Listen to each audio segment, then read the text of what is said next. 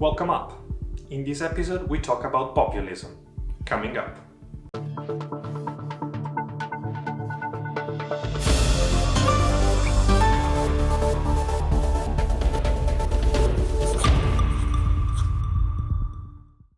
Hello, I'm Understanding Politics, and in this channel I explain political theories and debates to students as well as curious and passionate people, just like you.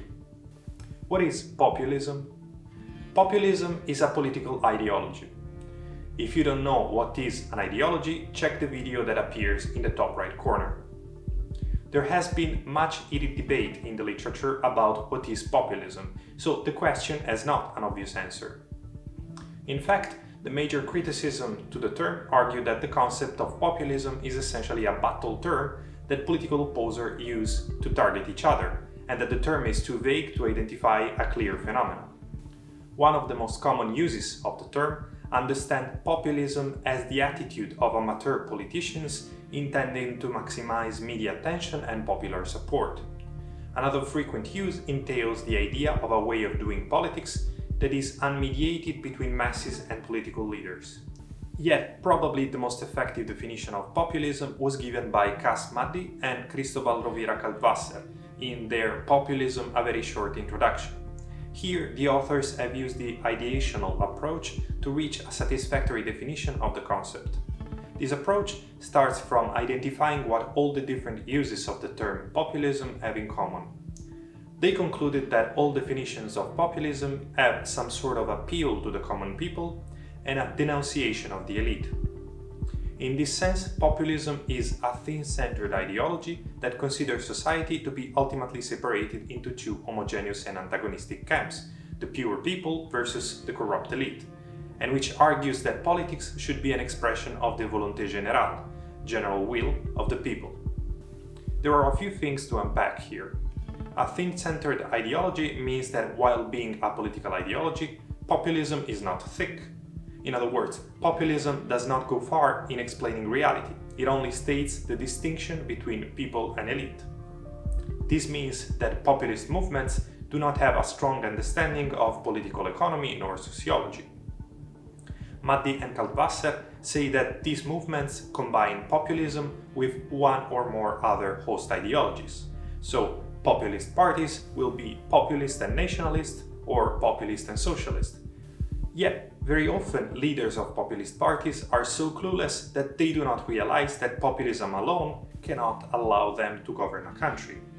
In the end, a thicker ideology such as conservatism or socialism will prevail once the problem proposed by populism is solved.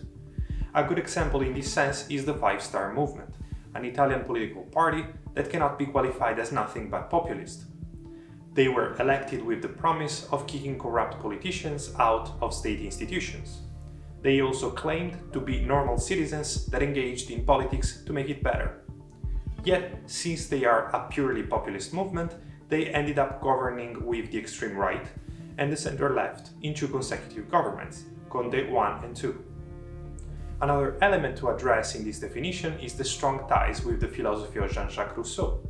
In fact, the reference to the general will is from the book The Social Contract, one of the most famous ones of the Swiss philosopher. According to Rousseau, in a democracy, people have a general will that is the expression of reason. The choices of people are always rational. Of course, this is often not the case, but the starting point of any populist reasoning consists in this polarization of good and bad. Common people is somehow an ideal creation, or rather a simplification of the mass of citizens of a country, and it is always good. On the other hand, the elite is inherently bad and corrupt, and it should be ousted from the places of power. But any real populist will argue that power corrupts, and absolute power corrupts absolutely. This is a risk, because even if good citizens house the elite and take institutions, they will end up being corrupt by power. The good people will become the elite. Populism is nowadays very diffused. In North America, it often sides with the Republican Party. In Latin America, populism was even more relevant, and it was hosted by neoliberal movements, such as in the Argentina of Juan Domingo Perón, or socialist parties, such as in the Venezuela of Hugo Chavez. In Europe, lately we've seen it with Nigel Farage in the UK and many more right-wing movements throughout EU countries. One key element to populism is, of course, the leader. We know that nowadays political movements depend greatly on their political leaders. It is very much so also for populist parties, that define their success with the communication skills of their charismatic strongman or strongwoman. Think of Marine Le Pen.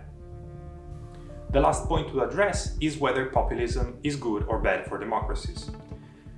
This is a complex question, because if you watched my videos so far, you know that we often use the term democracy to refer to liberal democracies. But a democracy can be illiberal, direct, or indirect. A few weeks ago, one of the channel's subscribers, Juanindo Jorge Hanad, thanks by the way, commented under one of my videos requesting a video about liberalism (democracy) versus populism (autocracy). I will certainly do one, thank you for requesting it, but what I want to stress here is that in the comment it is mixed political ideologies and forms of governments. Simply put, democracies and autocracies are two different ways to exercise power within a state, but liberalism and populism are political ideologies. So you can have a populist democracy, but technically you cannot have a liberal autocracy, because if it is really liberal, then individuals enjoy their freedom and no tyrant can force them to do anything. Hope now it's clear.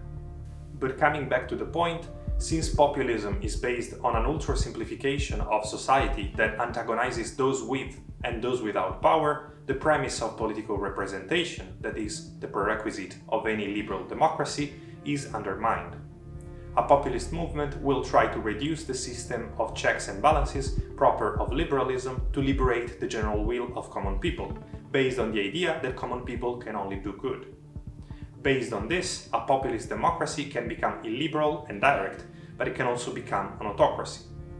The most obvious example is post-revolutionary France, that turned to Robespierre's terror and then to Napoleon's empire shortly after getting rid of the despot, that at that time was the king. The lecture is over. As usual, you will find all the sources in the video description. I did a video a few months ago on Moldovan politics, and I called PAS populist. Given that the video got the most dislikes out of all the video that I posted, I suspect that this might be because of associating PAS with populism. But if you watch the video so far, you realize that it's just an ideology, it is not an insult. I like to think that you can be rightly populist if circumstances justify it.